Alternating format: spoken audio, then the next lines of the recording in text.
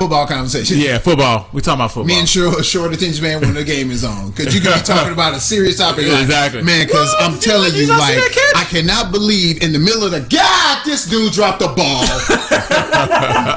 All right. Just for the record, we taping. We're taping. Okay. Welcome to the cut. It doesn't matter because we could be like Power and just step right into it, and then we'll come back and introduce everything like 10 minutes later. Like 10 minutes later, it don't matter. Hey, welcome to the cut. Hey, brother, exactly. Wait. Oh wow, y'all just come in and just start talking. You know what I'm saying? you rap like the baby. We don't let nothing ride. We just start rapping. Start rapping. Jump straight in that thing. Just stay right in there. Jump right in. Anyway, welcome to the cut, guys. How y'all doing? How's everybody doing? Look, nobody want to talk now. Don't know. Right? I didn't know if you were, I thought we were doing the look at you directly and ask. No. So I don't know if it was my goes or his go. Don't you raise my hand before I say something? Hold on. Is it? Okay. That one took me by surprise because I'm like, bro, whoa, you already asked that. So is it a trick question? Is the cops gonna come? Is the Fed in no door? Like you said earlier, you didn't feel as good, but now you said you better. Expound on that, my brother. What? Speak directly into my lapel. Speak directly into my lapel. Anyway, all right, we're gonna go ahead and do introductions. Everybody know this is the same cast of characters. We've been doing this for like 23 episodes now. 23, God 23 episodes. It's 23 fucking episodes. A fifth of the way to 100. I know, right? Oh man. I know. It's a kind of snowballed a little bit. Anyway. Oh, we getting snowballs, right? Pelican? I guess. I don't know. Is it snowbeards around here or something? Nah, it's a pelican up the street. It's a pelican? Yeah. That shit's legit too. Yo, after the show, we going to get a snowball, so fuck y'all. Yeah. Wow, that rhymed too. And it was like harsh. It was kind of painful. Anyway. Audience like, man, I want a snowball. Nah, them sons of bitches. I'm gonna unsubscribe. Please don't. We only got, it's only 9 of y'all. You know what I'm saying? Well, speaking to the tens of fans out there. The ones of fans. Every one of y'all. Exactly. All one of y'all. The ones and ones of you. Anyway, we got Jay. Jay, the bad guy. Over here hanging out on the right. Professor Ryan with the Thurman. Thermopedia. Holla at your boy. Oh man, see, I ain't got no. You don't have to, man. You just be yourself. You can G-Dub, man. Just G-Dub. Because y'all over here with like Professor Ryan with the orthopedics of the Thurman. Wait a minute, I didn't get a chance to come up with something. We also been doing it for 23 episodes. We've had time to hone this down. Right. Okay, I'll come up with something. I thought you were the thespian. Yeah, the lesbian. Thespian. We'll go with that.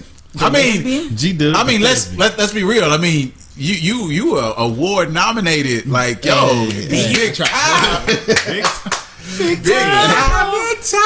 He in here inside with the glasses on and shit. Got Hollywood on. I can't do regular shit no more. You know what I'm saying? It's cloudy as fuck outside. You probably don't eat beef no more. You know what I'm saying? You done went straight Hollywood on us. Like, oh man, coming in with a new accent all of a sudden, like, why are you talking English, bro? You come in like enunciating your words, talking all proper and stuff. You're such a wanker. Hey, listen here, wanker. Right. Like, guys, my latest place I just did. It's phenomenal, man. Phenomenal. Also, do you talk like that on a regular basis? Oh, we were just talking to you, and you were just talking. All of a sudden, the mic comes on. All of a sudden, you're Elba now. You know the NPR voice. I would like to just let everybody know that what happening is. Like, what? We have a wonderful guest today, Graham. Graham's in the studio with us. He's an award-winning actor. Yeah, I can really do NPR. I'm not gonna lie to you. I got the shit down. Anyway, I'm Country Boy. I'm your host, producer. I don't know what the fuck we're going to talk about today. I know what I want to talk about. You know what we want to talk about? We was going to talk about something that we should have talked about like 4-5 weeks ago. Yes. We were going to talk about Jamel Hill, and then we was also going to talk about that white cracker that shot the chick through the Tatiana, window. right? Yeah, Tatiana Jefferson. And we were just going to spitball from there and see what would happen. See what happens. We let it happen organically. Anybody got any general thoughts, anything on your mind? Graham, you ain't been here in a while, so I know you got time. You go first, brother. We'll let you go first, brother. I was gonna jump into something that y'all talked about already, so I'll reserve my comments for. No. Go ahead. If it's on your mind, it's on your mind, brother. Share. I'm somewhat of a movie buff. I really did like the Joker movie. I like when I saw the preview, I was like, oh, that's gonna be good off top. And people, for some reason, were trying to. I ain't gonna say trying to, but I mean, a lot of people had different opinions, as if it was this is gonna make people who have these issues of mental illness, schizophrenia, whatever it is, go a different way. You know, they're going to be inspired. I'm like, no, it was just a dope movie about. Well, see, here's the funny thing about the movie, right? I had this discussion with my daughter. We got it. She's a teenager, right? Okay.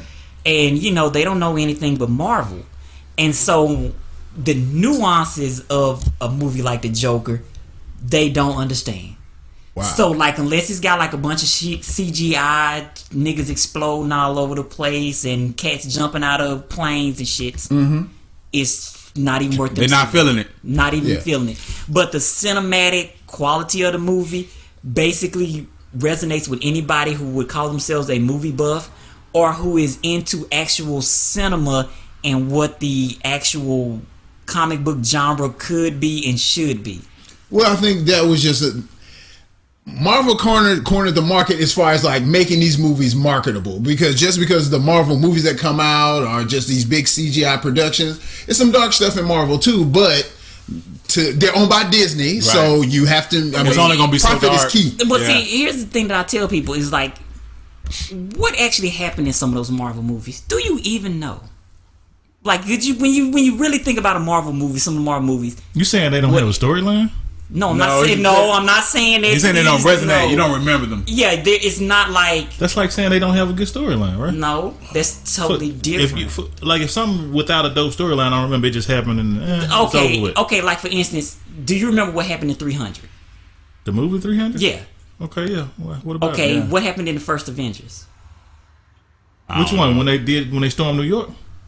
I guess. That's what happened in the first 300. I mean, in the first movie. Who was the bad guy in the first Avengers? That's what I'm saying. Loki. Like, it was Loki. It's been a while. Yeah, like I mean, I'm with you. That ain't one of my favorite movies. It's not one of my favorite movies. You're talking about that's still 10 plus years ago, though.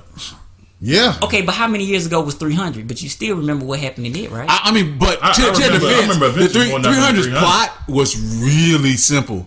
It was just like, hey, we got 300 Spartans going up against a horde of people in this really little tiny alley. And they do the slow down with the blood. I think that was one of the first movies to kind of cinematically give you the gory blood type deal. But the storyline was kind of laid out to where. But that's what I'm saying is that like it had a cinematic quality to it that resonated with you and stayed on your mind. Whereas if you look at most of the Marvel movies, cinematically, there is really nothing to it. The first Avengers movie made it you want to see all the rest of them. You was like, really? I can't wait till this come out. I can't wait till I was happy. So excited. The bigger movie, I was happy that they got everybody together. Right. And they got everybody together, and it was a slow burn. Like, hey, this guy got a movie. This guy got a movie. This guy got a movie. Now we're going to get them all together. They're going to play nice. That's dope to me. Like, in the time period, it was dope. If you look back on it, it feels dated. It feels like it doesn't fit in the current. But that's what I'm saying is that like it really. I mean, and again, I'm not trying to say that the movies were horrible. I'm not trying to say the movies were bad. I'm not trying to say that they weren't good movies. I'm not trying to say anything other than for just the cinematic quality of the movies. They just don't resonate anywhere or with anybody. I feel like to try to compare the Joker movie of today to a 10-year-old Marvel movie is unfair. Yeah. Because we'll put it like this. The reason Joker was as successful was it wasn't about it wasn't a comic book movie. It was a comic. Well, it wasn't. It was because it was based on the killing Joker. It was a guy with a mental illness who dressed up like a clown. He was basically taxi driver. He's pretty much the whole movie. No, he was actually like I can't remember. I actually watched one of those things on. It was actually about one of Martin Scorsese's movie, The King of Comedy. And Taxi Driver.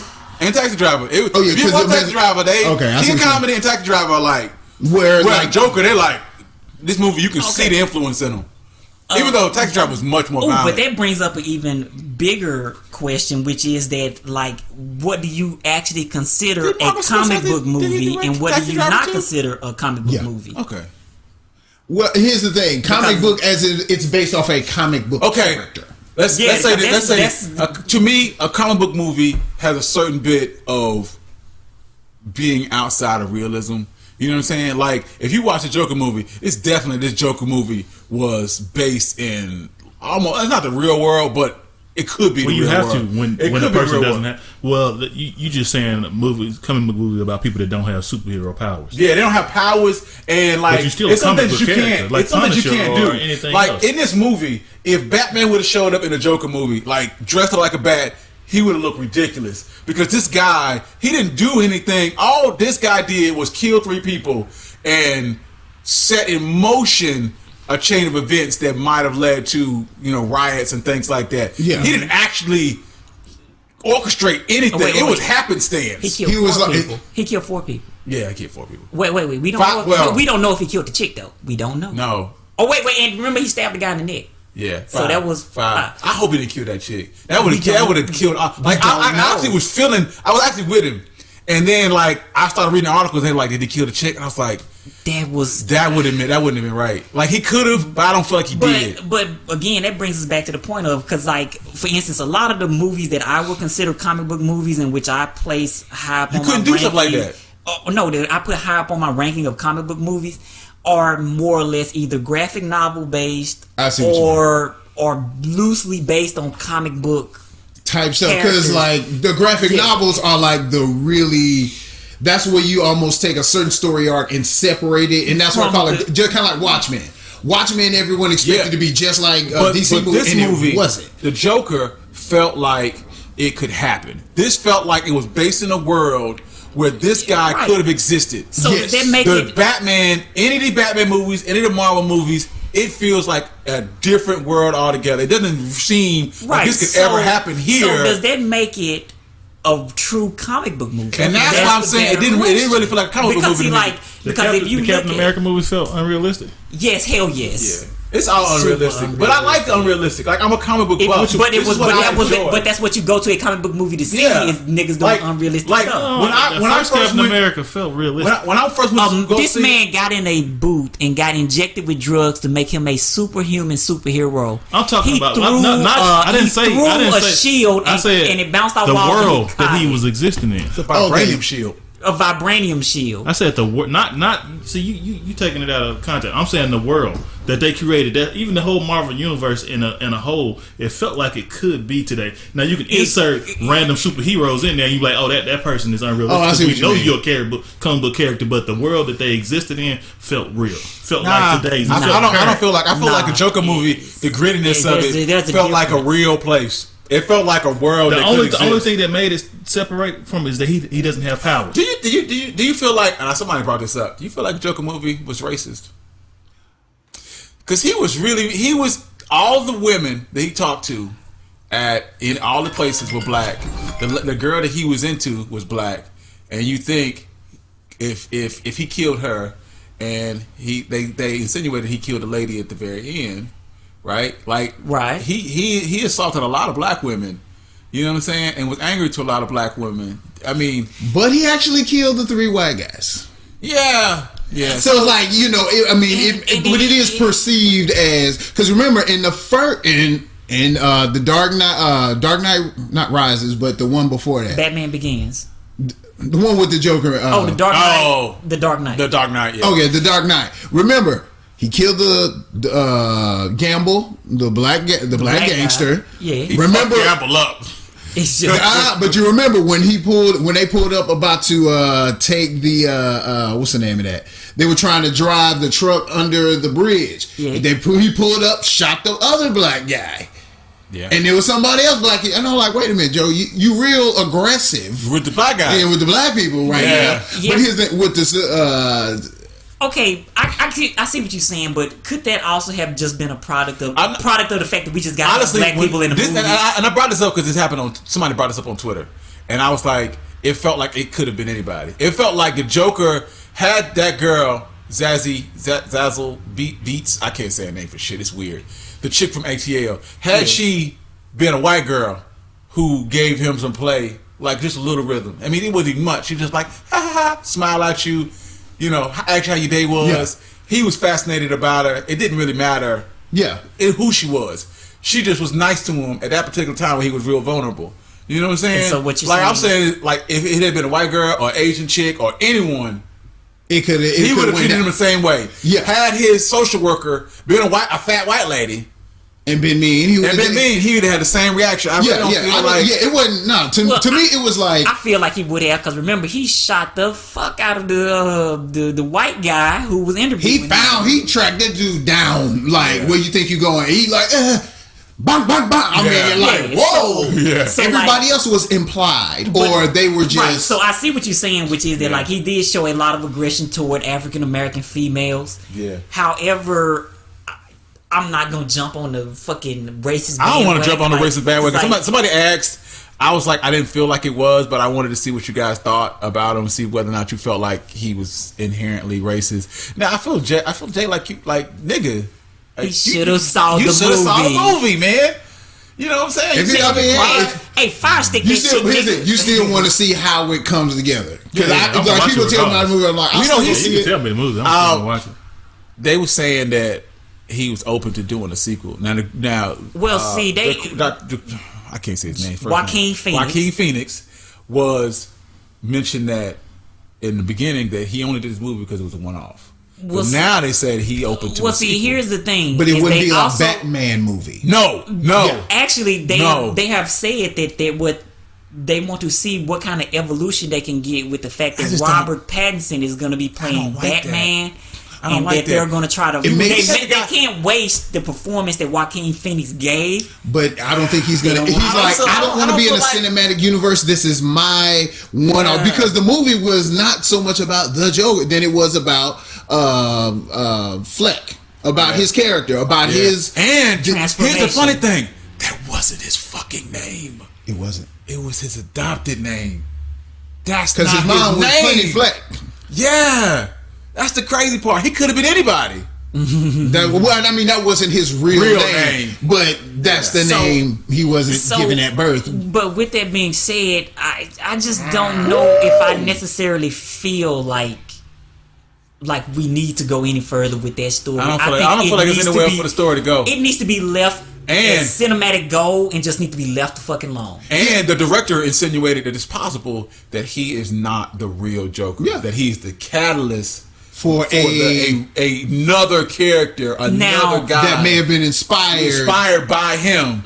Now that I would get behind. Okay, so I can feel that, because then you can maybe bring in someone crazier, somebody closer to Robert Pattinson. That's the way they played it in Gotham.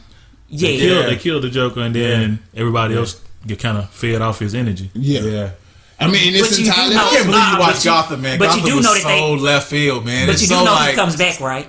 Oh, I'm sure. They're bringing everybody back. He comes back like 2 or 3 times, man. That motherfucker. Gotham was very. You're doing some good. You're doing some good things. You're doing some good things, but you also like doing some bad. I don't like that. What was one of the things they did you ain't like? It was too campy. Oh, and Fish Mooney. Oh my god! Fish? Every scene that Jada Pinkett was in, I wanted the guys with my own eyes out, and she just kept coming back. And I'm like, I can't. It just got worse and worse. It's just worse and worse. She's so over the top. She was so unnecessary. She was a made up character. This universe, Batman got like some of the stuff they did 25 villains. Yes, and you making up someone for him to face? Some of the stuff they did with the Riddler, I didn't like either. Like you can't. Like for instance, you can't give give the Riddler a personality disorder. Now, Grant, that just destroys the whole shits. He's not supposed to have a personality disorder. He's supposed to be just extremely smart, and he's supposed to like riddles. That is who he is. That is in a regular life. And you know what? I didn't say he couldn't have a regular life. Is that they was doing their own thing. Like I know it wasn't based on. I know they weren't supposed to be based on canon, but it's some things. It's like. It's supposed to lead up to something. Like you can't have Jim Gordon and he supposed to be commissioner and now he don't work for the police department no more. Like nigga, wait a minute now. But even in all the Batman movies, they always alluded to Jim Gordon not being who he say he was. And you know they have multiple universes, and there's some universes where Ben Gordon is not the police commissioner. And I want to thank you for saying that, because if I get on one more video and everyone's like, "Oh, it's not supposed to go this way," I'm like, "Do you know how many different story arcs there are where Jim Gordon's really?" I mean, they can go to million, and I think that's the beauty of the comic book graphic novel genre, because you can say, "Well, I'm gonna use a little bit of this one, a little bit of this one," and then say you're in a different universe. And that's what Flash did. Flash had about 4-5 different Flashes because they were doing all that multiverse shit. Because if you're talking about the Flash, the TV show especially, they can. But one of the great things about that is it allows you to be able to take characters from the TV show and employ them anywhere because you can say they were from a different dimension. Right. This is the dimension where Captain Cold is really the new Flash or something. Like he moves through the freeze force, and you're like, okay. So, and there's a comic book out there about it. You're like, okay. You're like, all right. Which is the way I kind of like comic book movies to be, whereas you take a story and you contain it within itself. The whole Marvel shits of trying to develop this whole world around it shits, it worked, and it was groundbreaking and great. But you feel like there's nowhere to go? Yeah, please don't try to replicate that shit because all you're going to do is just fuck up what you now Kevin Feige is now, since he doesn't just run movies, he runs the entire Marvel enterprise. He went from being like the president of Marvel to now I do the whole vision. So I do movies, I do TV. I don't think he does comic books. But what this means is that everything gonna be in sync. So stuff that's gonna be on Disney Plus will affect things that happen in the movies and all that. Like Agents of S.H.I.E.L.D. was supposed to be like that, but because the movie division and the TV division was run by two different guys, they were like, "Fuck you, we're not doing that." Yeah, we're gonna do this. We're gonna do this X, Y, and Z. And remember, Agents of S.H.I.E.L.D. went left on its own too. It went they hard left, and they developed the Inhumans, and Marvel was like, "Yo, hold on, cuz we not really ready to show Inhumans like that." We're doing that. God awful. Yeah, Agents of S.H.I.E.L.D. I actually enjoyed Agents of S.H.I.E.L.D. I started watching it, but I watched it for at least four good seasons. I watched it longer than I watched Gotham. I watched it longer than I watched Gotham. That last season of Marvel Agents of S.H.I.E.L.D. is just pure garbage. I would say the last season is pure, just like the last season of Gotham was pure garbage. Like look what you had to look forward to. Super garbage. Well, I can't take Ryan's opinion on anything when it comes to movies. I like Agents of S.H.I.E.L.D. Pure I enjoy it. Man, y'all are getting dusted. I didn't say that it wasn't a good show. I'm just saying that the last seasons and towards the end, it was just pure garbage because you really had nowhere to go with it. Well, and you run into the issue which I have with a lot of when it's made for TV or the big networks, which is that you get what they're called filler episodes. Which are episodes which aren't about anything, don't mean anything, and are pure garbage. That's the reason why Netflix is so successful with some of the stuff that they do, is because of their truncated seasons. They don't have to have those and they still have shows with filler episodes because like Jessica Jones, she have a couple episodes where they didn't do nothing, and she's only had like 13 episodes. Yeah, you got 13 episodes. You got 13 episodes and you still had a filler episode. But if you watch Agents of S.H.I.E.L.D. like he's talking about, Agents of S.H.I.E.L.D. got 24 episodes. Yeah, so they have multiple story arcs. They'll have a mid-season and then a villain and then start a whole nother story arc and then the end of the season. You're like, nigga, I can't. Y'all need to wrap this up. This shit like watching Dragon Ball Z. Wrap it up, B. And you'll have multiple filler episodes, and so you'll be watching the episode, and you'll be like, "Wait a minute, bro. I'm still trying to figure out what happened with this other guy. Why are we talking about this?" Exactly. That's exactly what happened. Anyway, too much. We've been talking about comic books for 25 minutes. I'm trying to go figure out the hell y'all be watching on TV, but Agents of S.H.I.E.L.D. Maybe I ain't seen. Have you not watched Agents of S.H.I.E.L.D.? I'm trying to figure out the filler episodes that was on Gotham because that's what I'm watching right now. What season are you on? 2.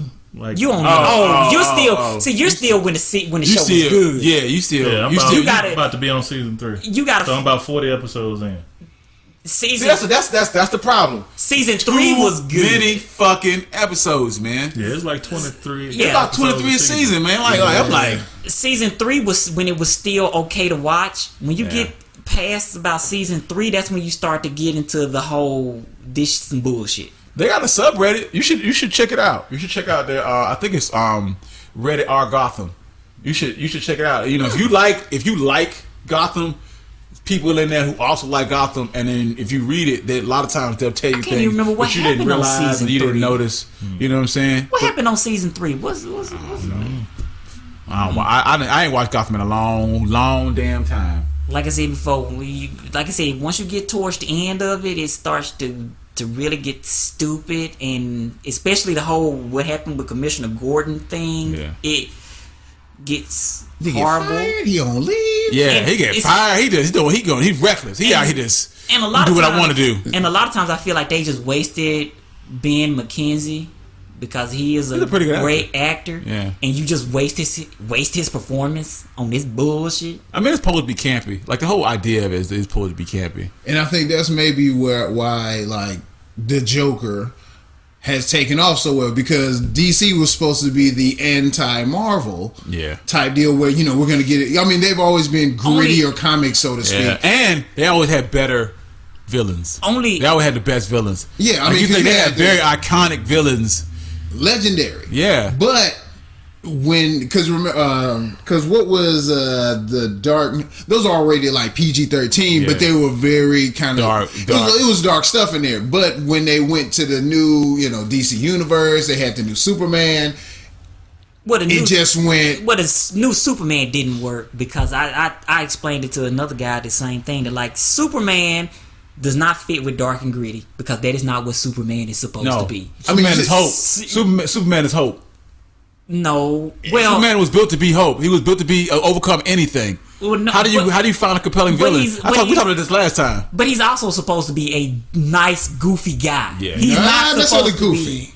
Yeah, Clark Kent maybe, but it wasn't even dark at that point because Superman movies are supposed to be him fighting the big galactic villain. Cool. Yeah. But then you do Batman v Superman, and it was like, but see, and then Justice League, who is this Batman? Who's this dude? Well, see, no, I'm talking about the traditional Superman that most people assign to, because they're like you said with comic books, you got all kinds of different iterations. Oh yeah.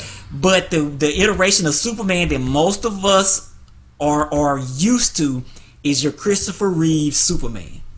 Yeah. They're plain and simple. If you're going to try to change the Superman dynamic, you can't just do that off bat with a movie. You have to build that. You can't just be like, you know what, Superman is dark. Boom, here you go, have it. But he wasn't really that dark. Maybe I don't remember the movie. Once again, we talked about this last week. Superman works better as a villain. If you introduce Superman as he was once good, but now he thinks, and it's been done before in DC, where he becomes like almost like an authoritarian dictator. Injustice. I feel like y'all missed the point that the Superman that you want died. The Superman that came back. No, another Superman. That Superman didn't die. That Superman was never there. Superman died for real, even in the comics, right? No, what I'm talking about is in the movies. So when they rebirthed him, they rebirthed him as a darker version because he had died. No, when you watch the Man of Steel, you see a brooding. What's the guy's name? I don't even know his name. That plays Superman. Whatever his name is. No, that played the new Superman. Henry Cavill. Yeah, Cavill. He has. Does he not? He snarls. He has just a mean mug on his face. He talks back to the Perry White. He does stuff like that in the movie, which is stuff that you say, no, Superman is the Superman that I am used to, that you're building off of, doesn't do that.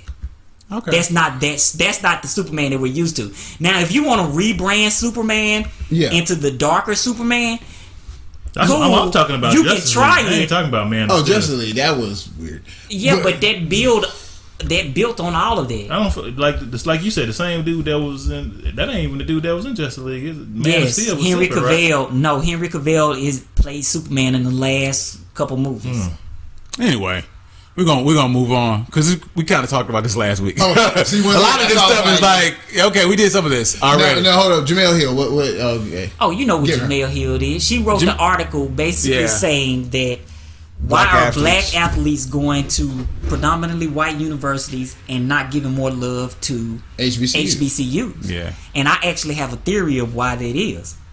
The reason why is because if you look at most of the lower level coaching staff positions at most of these predominantly white universities, guess what you find?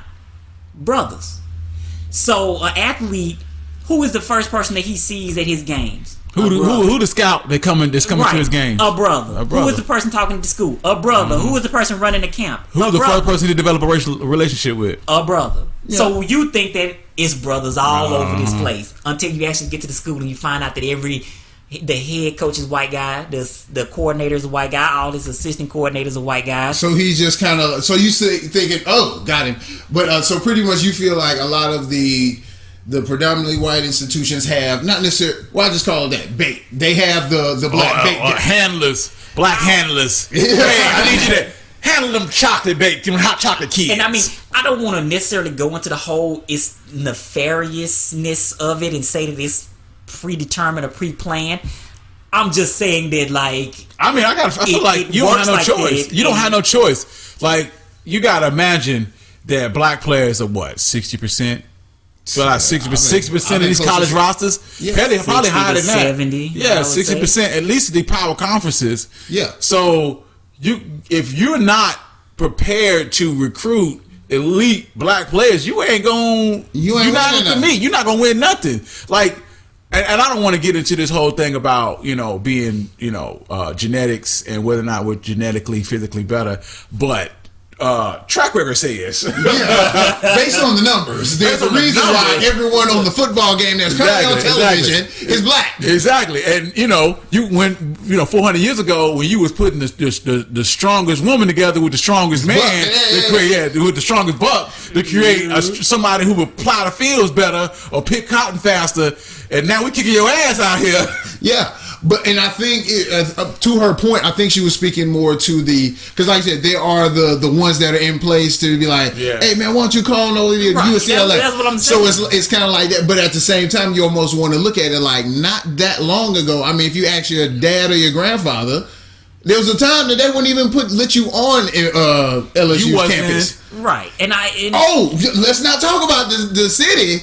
Yeah, so why do anybody knowing the history of Ole Miss attend Ole Miss? Oh, do you know that they used to wave flags with they have Confederate flags with points on them? Oh yeah, because people talk about Ole Miss all the time, like so went to Ole Miss. I'm like, hold on, why? A Mississippi State. You know what? I feel the same way about BYU. Why would because BYU started the first black quarterback.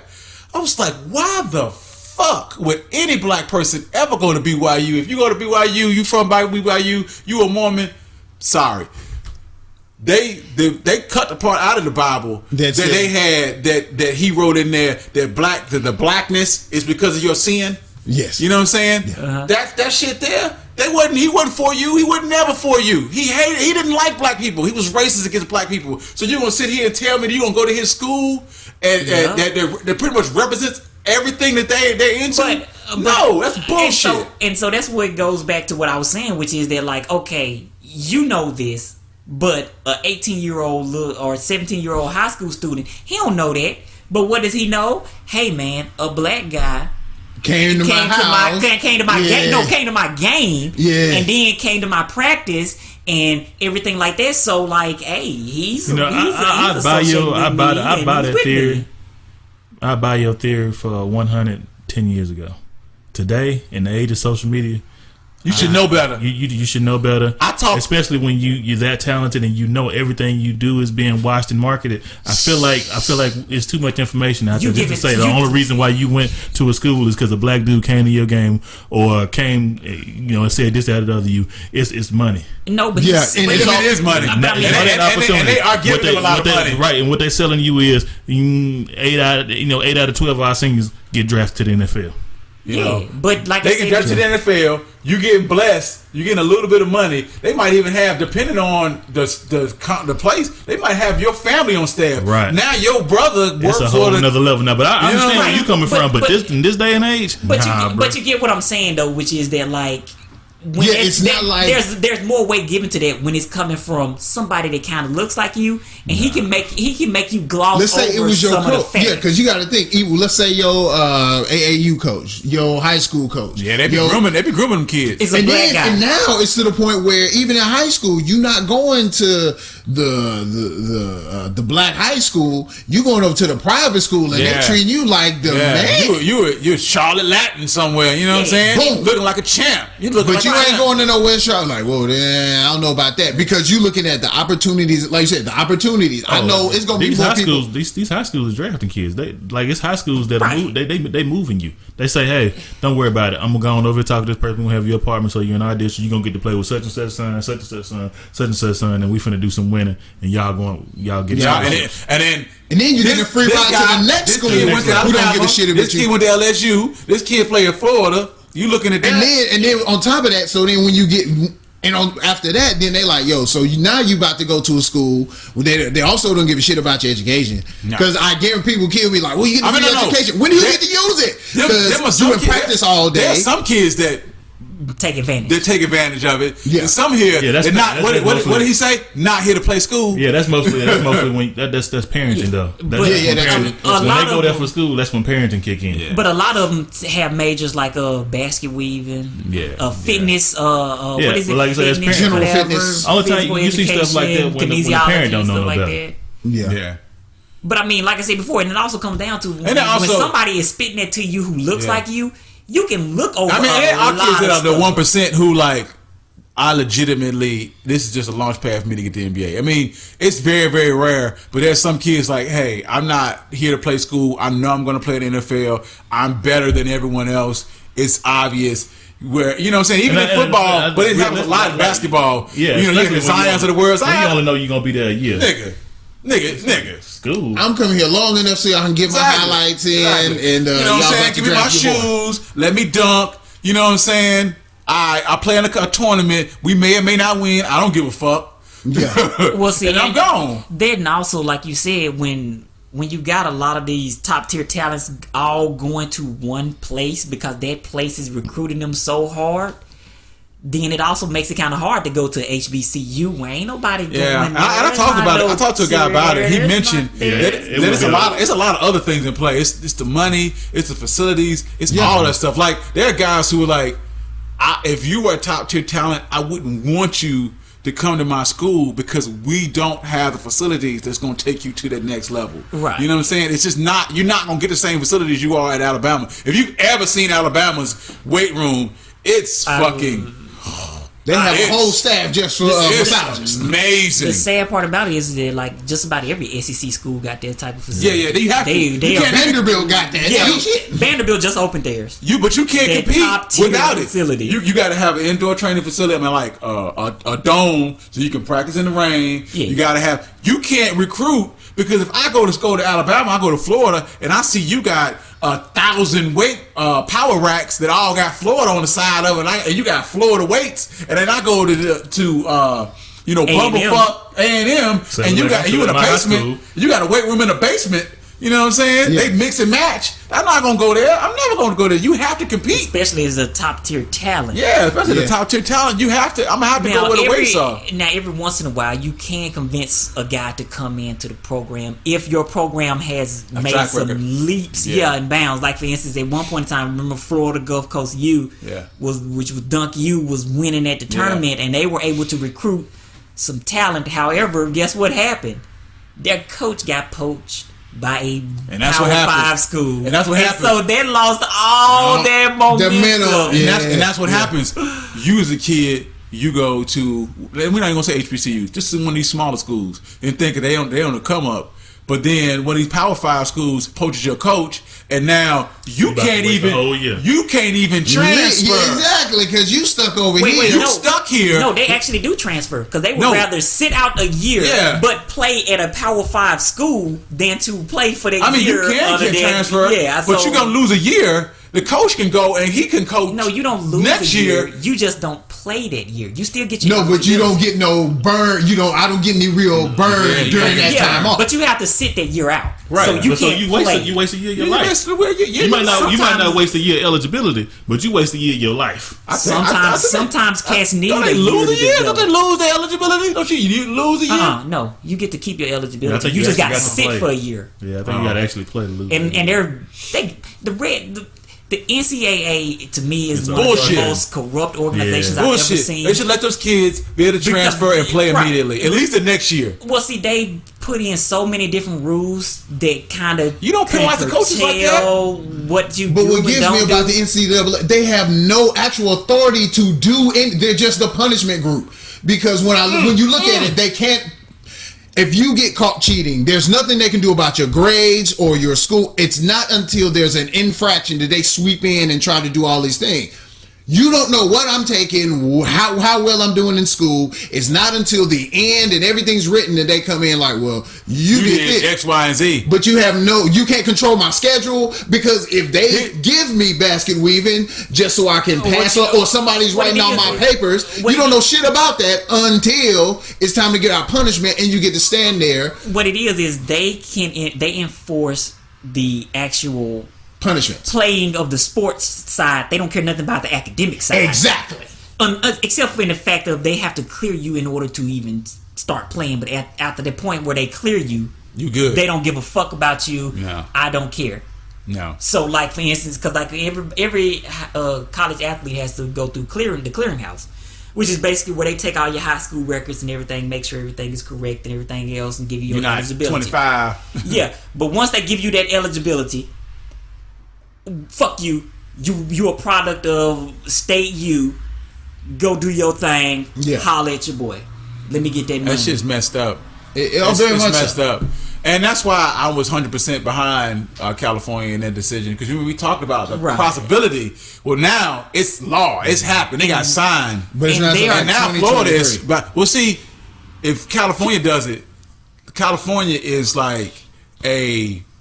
When California does things, you have to get behind it. California has so many people, and especially if you're in college football and you're in college sports and you want to be able to compete. I'm going to UCLA. I'm going to UCLA where I can go get with endorsements. And that's the so that means why every other state where Power Conference is following. They got to get behind it. You can't compete. Yeah, you can't compete. And otherwise. so now the Fed is basically written some laws and they're passing laws. I never understood how you can tell me I can't make no money off my likeness.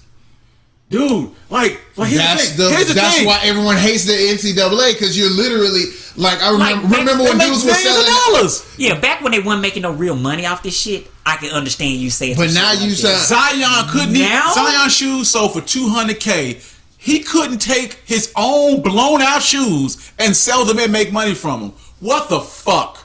That is some bullshit. Like they had, like I told you, the one dude had the YouTube channel with like 5-6 million viewers, and they told him you had to have your YouTube channel or play basketball. Which one you want to do? That is crazy. Also distract. I'm like, get the fuck, coach. Your salary is a distraction. And they don't do this in it. They don't. You don't have this other sports. You can go and have amateur status and make money from your endorsements and not have these problems. And even if you say like, okay, you just got to do it during the summertime. All right, during school, we don't want it to interfere. Just like, all right, during the summer, you want school interfering. Now what? I can still get his education. Here's the thing. At least for me, yeah. It lets the schools off the hook. The schools don't have to pay you shit. Right. If you are popular enough, if you are Zion and you're popular enough to have endorsements, they will pay you endorsements. So that means that a third party who is not the school could fund your lifestyle. Right. Why the fuck would the NCAA give a damn? Like you say, all you got to do is work, continue to do what you was doing. Exactly. Get scholarships. That's like having a side job. All I'm saying is I am popular enough to have that someone will pay me to see me on TV. Right now. Why do you care if I do something? On the side? Especially with my property. Because you ain't doing it. Yeah. Because when dudes were selling those, they don't want you to have your own shit. The jerk, that was what got me. If it's got my name on, my number on the back, like, who else is number 2 on the team? Right. Yeah, it's one of those things where, man, as a student, and then of course it's always some white dude. They're getting education out of it. Barely. Because when I graduate, I'm not, it's not like your sole purpose. Realistically, the ones you're talking about don't even graduate. Yeah, and the people who this is for, they don't give a damn about that degree. I'm not here for that degree. I'm here to play ball. You think Zion was giving out that fucking degree? Fuck that degree. He didn't even go long enough to get a degree. Exactly. Zion had 1 million+ followers on Instagram when he was 15. He wasn't even in college yet. He wasn't thinking about right. He should have been making money. He should have been making money. I should have been able to make money. All these tapes, all these mixtapes, all this shit. That's the whole reason why the whole when the NCAA and the NBA went to cahoots together to make students go to college for 1 year. I thought that was like some real bullshit. Oh, of course. Because like you got to get yours once you get Kyler Perry. Once you get that chip, send them on this way. Because I'm like, why you forcing cats that can go to the league to go to college for 1 year? Just to get you. Now you know for what fuck reason? The NBA though, the NBA is getting a good fucking deal from college. Yeah, you know what I'm saying? They can send kids. Yeah. They can send kids. That's a farm. It's basically a farm system. It's a free farm system. They can send kids to college. They get groomed and mentored and all that kind of cute shit that you get from college. We won't put nothing in you. Yeah, because we drafted your ass. And we draft your ass, and now you're an adult. It's a beautiful system. Because remember, before they had the one and done rule, cats was coming out of high school, and man, them cats was burning NBA money left and right, aka Jonathan Bender. Yeah. It's a lot of them. It's a lot of cats who like, I mean, for every Kobe and Kevin Garnett, it was 10 dudes who came out of college. Don't forget Monte Ellis. Monte Ellis. I mean, at least, but Monte Ellis still playing, so I shouldn't. I saw him on Black Ops. Monte Ellis was strung together a slightly nice. Exactly, but that's why I'm like, I'm talking about Jonathan Bender who didn't do shit. Like he should kill himself. What's the dude, Miles? Darius Miles? Oh my God. Kill yourself. Hold on, wait a minute. Darius Miles was with Cleveland when they drafted Bron and was like, we don't need him. No, that's Wagner. Okay. All right. Wagner was like he was gonna be the truth, and he hurt his back. He had something wrong with him. He was one of them guys that you would play with at the Y, and he put like 100 points on you, and you're like, this dude about to be everything. And then he gets to the NBA, and his game just don't translate like Jimmer. Like Jimmer look like he's gonna be God because he's like deadly in college, and he gets to the NBA and he like slow, and his game just don't. But his game just didn't translate because like he plays basically small forward. Yeah. But he's in like a point guard body. Yeah, he needed to be. Like, he needed to play point guard, and he could never get his game up. You need to be. But he found his niche. Taller. He found his niche in the G League, China. In G League in China. Yeah, and China pay you a meal. I mean, speaking of China, thank you for bringing that up because I didn't want to lose my thought. I'm sorry, I didn't mean to cut nobody off. But okay, is it just me, or does it seem like the only reason people care about China's human rights issue is because LeBron said something? It ain't just me. It's like, who gave? I have not heard anything about China's right. I mean, they own half of everything. I mean, they definitely own a good chunk of what's going on. We talked about this in the last episode. Sorry, squash it. Everyone already said what they had to say. Thank you. Because it'll go back to the same thing that I said. Yeah, some people did care about China. Yeah. I do care about China to a certain extent though, because I'm siding with y'all with like I care to a certain extent.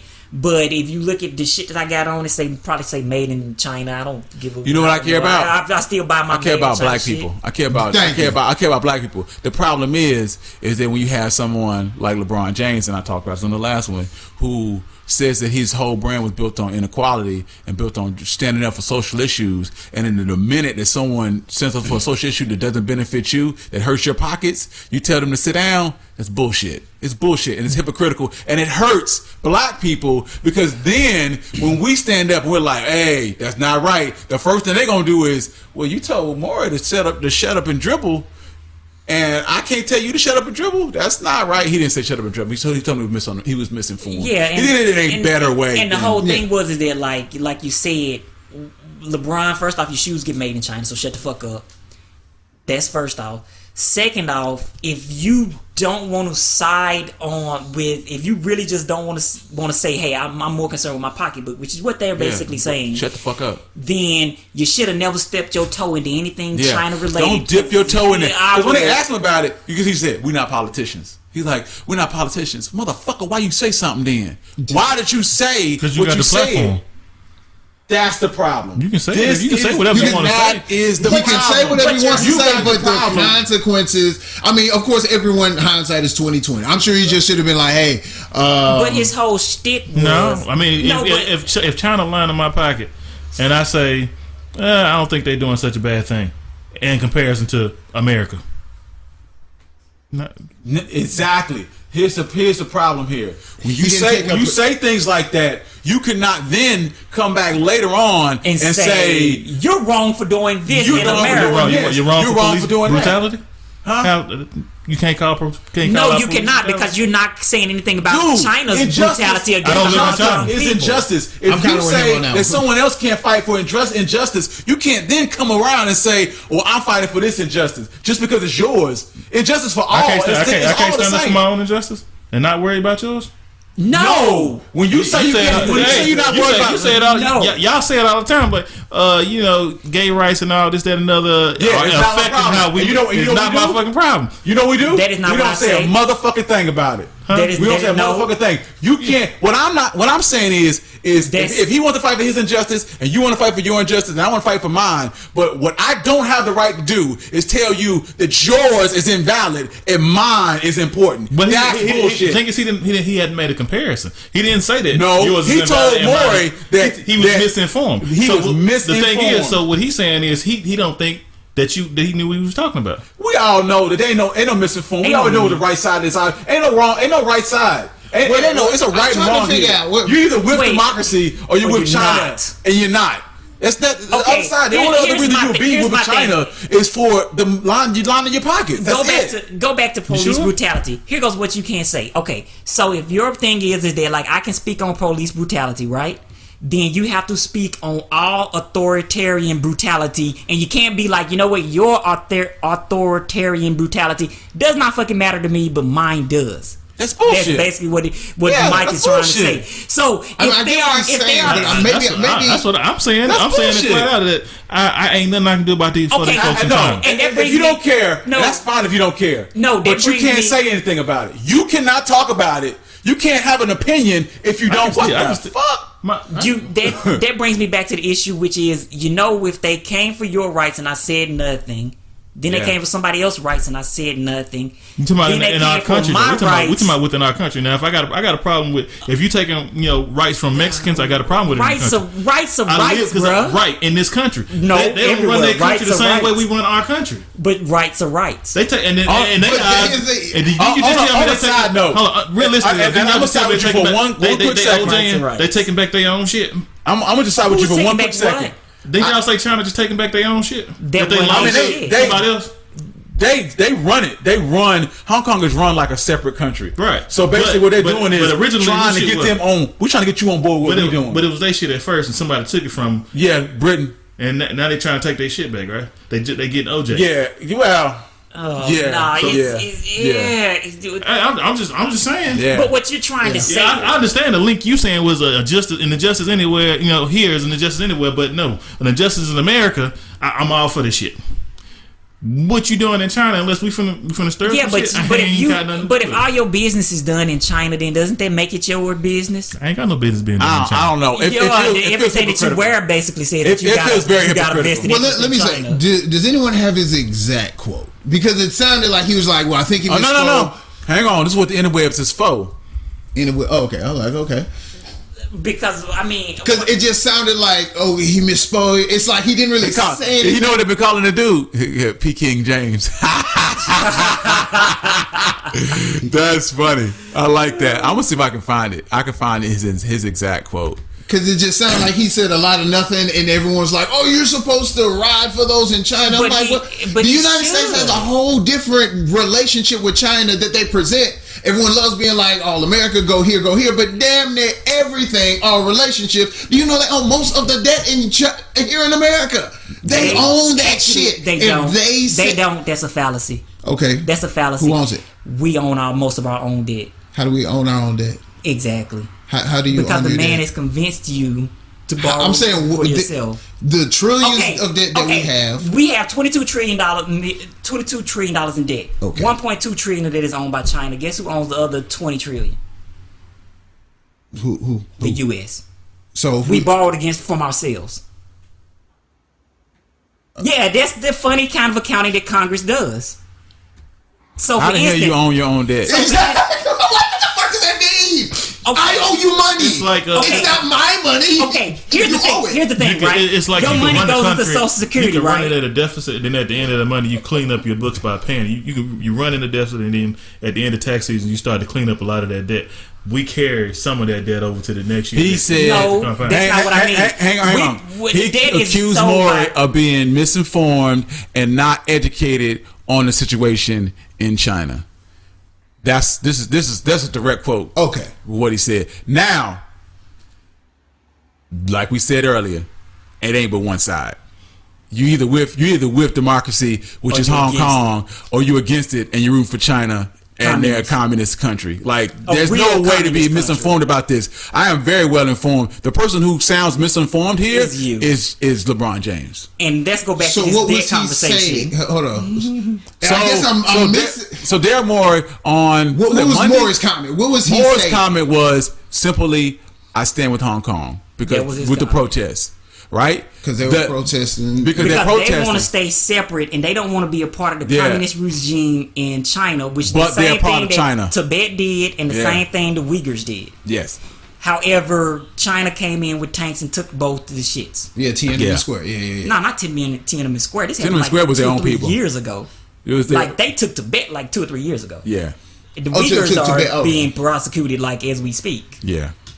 So what happened is and so they have been they also took some islands in the South China Sea. Yeah. They've been riding in the streets because China had laws were encroaching on them with laws that took away their rights. Basically, the exact law was like something where you could be prosecuted and then instead of being tried in Hong Kong, you would get shipped to mainland China and prosecuted in their courts. Which is good luck with that. Yeah, which is good luck. Like, nigga, they don't never see your ass again. Your family has kissed you goodbye. Yeah, so they went and started rioting for that initially, and it started being ratcheted up because they started asking for more and more things like, all right, you need to start doing this and this and this and this. What started like as a small thing became a big thing, and now it's tons of people who are fighting for basically democracy as a whole. Yeah, so basically what Hong Kong really wants is Hong Kong wants to be their own sovereign nation. They want to stay independent. Right. Okay. Yeah. China does not want that because if you know Hong Kong is a banking capital on that side of the world. They have money. They have all kinds of things that you don't necessarily have, especially freedoms that you wouldn't get in China. Gotcha. And so Hong Kong is like, fuck y'all, we don't want to give all our shit to y'all communist asses. Gotcha.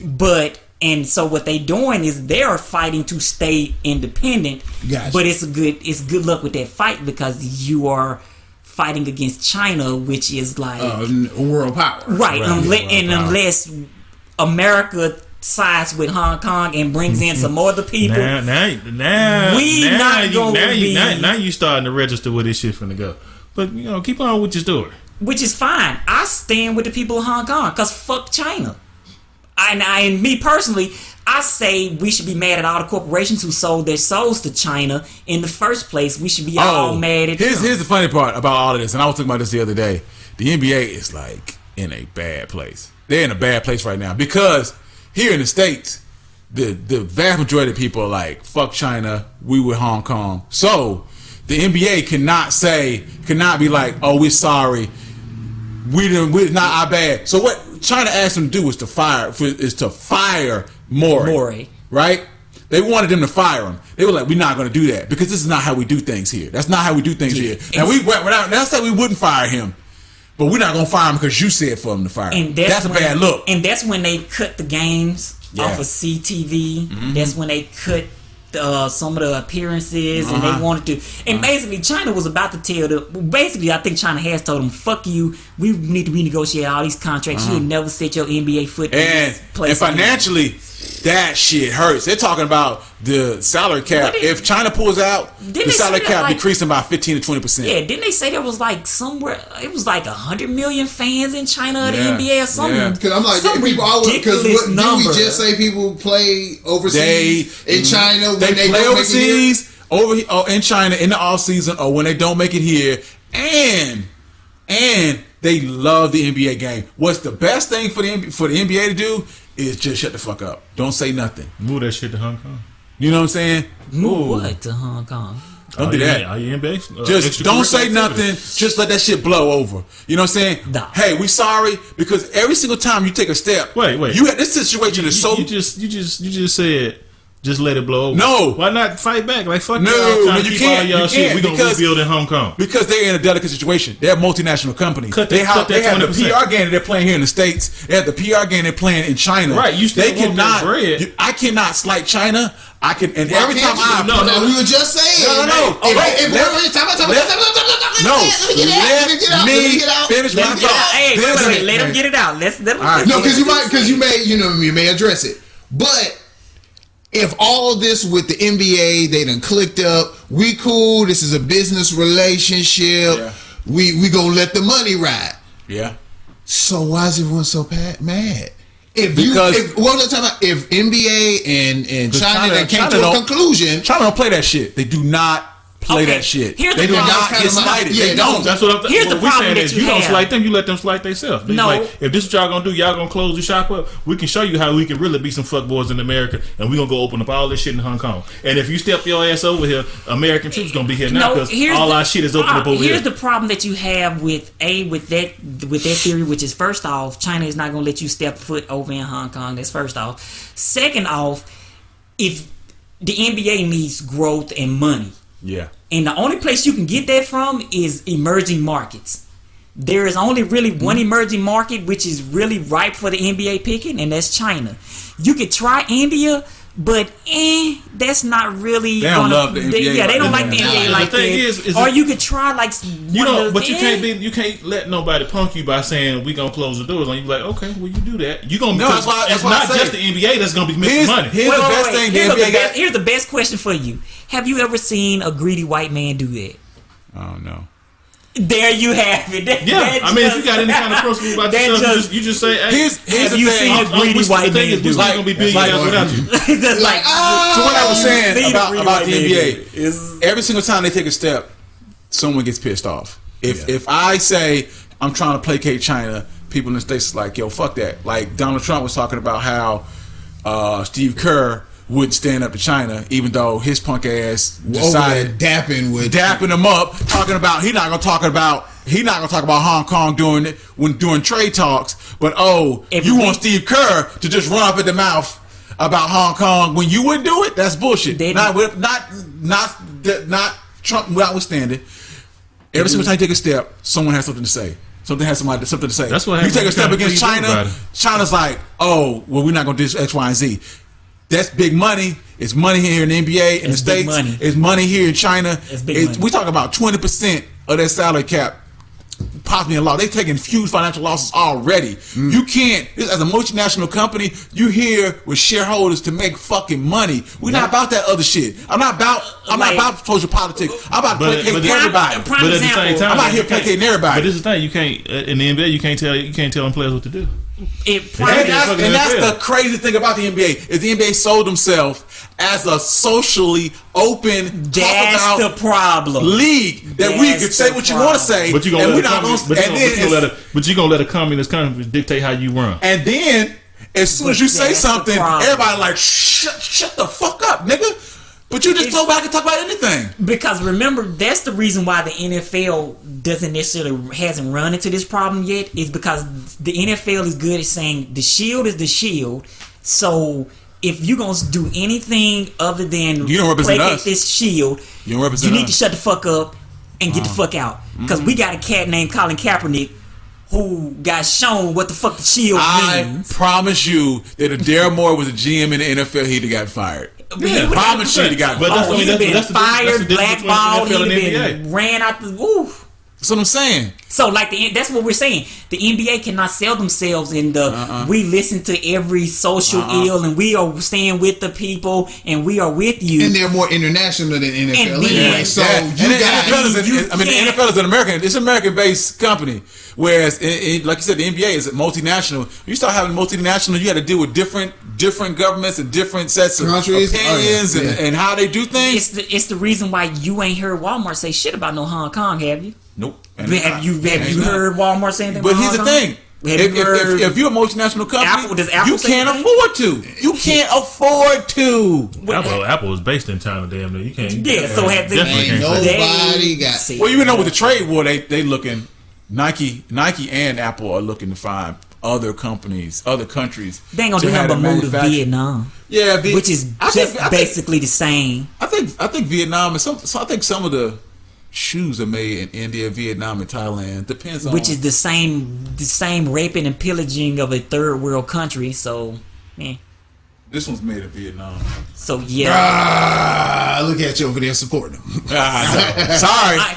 Sorry. Hey, look, but kind of goes back to my initial point. I would love to be with it's such a bigger issue. Like, we're talking about multinational, multi-billions and trillion dollars of money exchanging hands with these companies that are in countries where everything. I mean, why do you think they're there? Because there is a dictatorship that says y'all gonna make these shoes for 15 cents an hour. Yeah. I don't give a fuck what you talking about. I don't care about those. Exactly. So I don't care about environmental in that standards. bigger umbrella. I don't is care why about I wasn't so. And this is why you can afford to make stuff cheap. This is why a company would come over here to make their shoes. A company would come over there to make their iPhones. It's because I know you can make it cheap, and because it's a billionaire to y'all, you don't give a fuck about them people. And guess what? Kill yourself. I don't give a damn. I have 3 more like you tomorrow. I got your nephew. Yeah. I got your 17-year-old nephew ready to get on this line. As a matter of fact, Foxconn, that's the people who make all your electronics. Yeah. Man, they were having 10 suicides a day over there.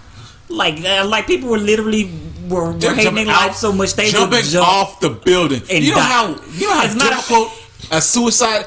This dude ain't even that tall. And the funny thing was that the suicides were so bad. So rather than trying to fix the problem in China, working environment, what they did was they put nets around the floor. So that when you jump out the window, you just jump and fall in the net. Which kind of goes to I go to the pharmacy to get some pills or something. You can't afford the pills. Exactly. Where you finna go? You ain't no break. Look, you live work day ain't no factory. What are you talking about? You can't even leave the factory. Not only that, but you be on the internet looking up how to kill yourself quietly. And it's blocked because you in China. You in China, so you can't even see the shit. You can't even look it up. Which was kind of my point about LeBron. Not that, it wasn't an issue about the rise, but it's like when you dealing with multinational billions and trillions of dollars, like people's overall welfare. Yeah. Like people are picking to be offended about it because it's China and it's the American thing to say. But it's so many different hands in it that LeBron or somebody else speaking on it. Shut. He should have kept his mouth shut. Nobody said they should have just let Daryl Morey say what he gonna say, and everybody just like.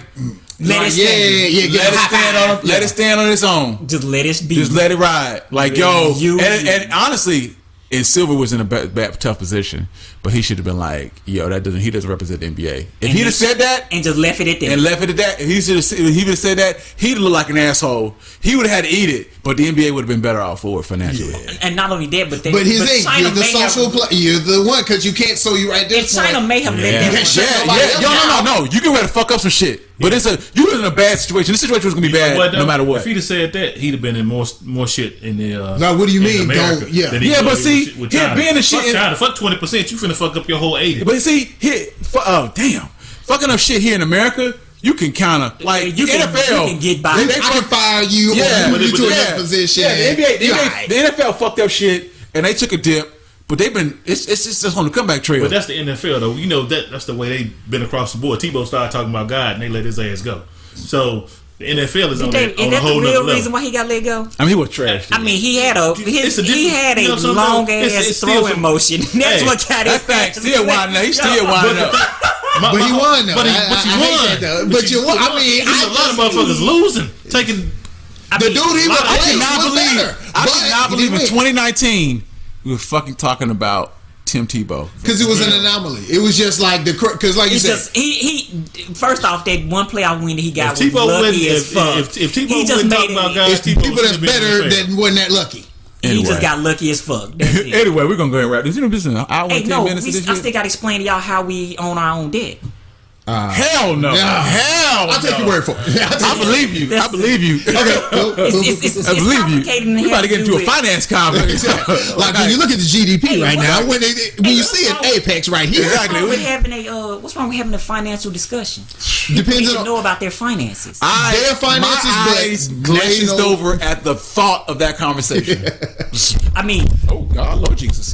the reason why is because it is a complicated load of shit. It is, and that's why. Exactly. And that's the reason why I say they sell us a bill of goods every day, and they depend upon you not knowing in order to continue to sell you. Well, the bill thing of is, goods. when people say China owns a lot of our debt, they saying it in the terms of China the only motherfucker that's gonna come collect. But my thing is that they don't even own the majority of It it. ain't about owning the majority. Okay, but let's say outstanding debt to other Y'all countries. keep talking. I'm gonna cut. Not the debt that we have that we create ourselves. Peace.